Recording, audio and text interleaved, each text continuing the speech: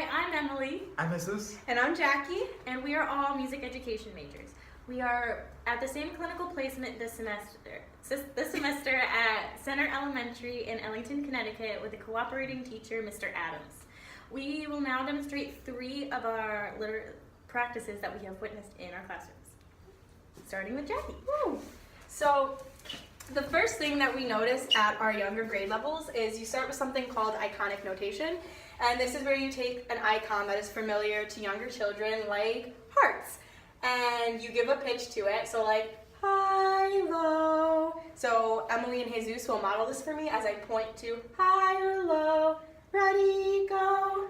High, low, high, low. Good. And this then carries over into traditional notation, where the hearts are now replaced with, for example, quarter notes. And you do the same thing where it's high, low, and eventually that carries over into solfege. And you would then say, high is sol, low is mi. So let's model solfege, and I will use hand gestures. Ready? 1, 2, ready, go. Sol, mi, sol, mi. Good. And that is something that takes a very long time to accomplish, but this is just a short and condensed version. Yeah. Okay.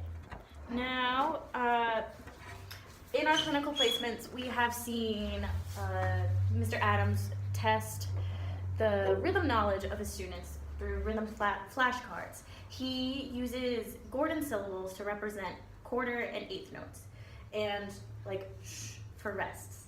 So what he will do is either have something like this on the board or have flashcards, and he will test his students. So I'm going to demonstrate what this one sounds like, and then the students will repeat back. So 1, 2, ready, go. Do, do, do, day. Do, do, do, day. Perfect. So this will continue with multiple flashcards. So let's try reading all 3. So 1, 2, students, go. Do, do, do, day. Do, do, do, do, do, day, do, day. Excellent. Okay.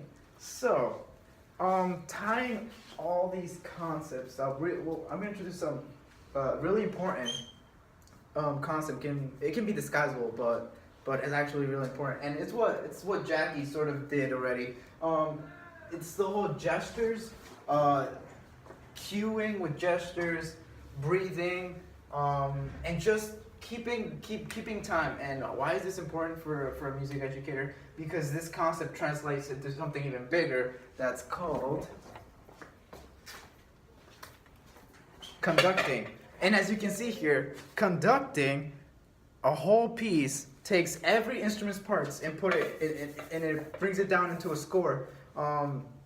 But essentially, first you start out with this, with the gestures, with the body language, and that's a literacy practice we've been actually talking a lot about. So, as Jackie already demonstrated, the high and low, that transfers to something that looks like this. Let's sing it, guys. Okay.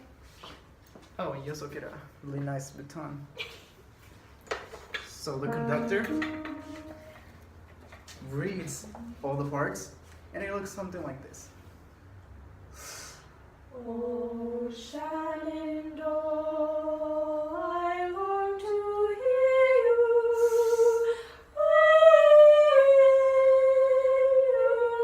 Rolling river. Cool. So that's a little bit.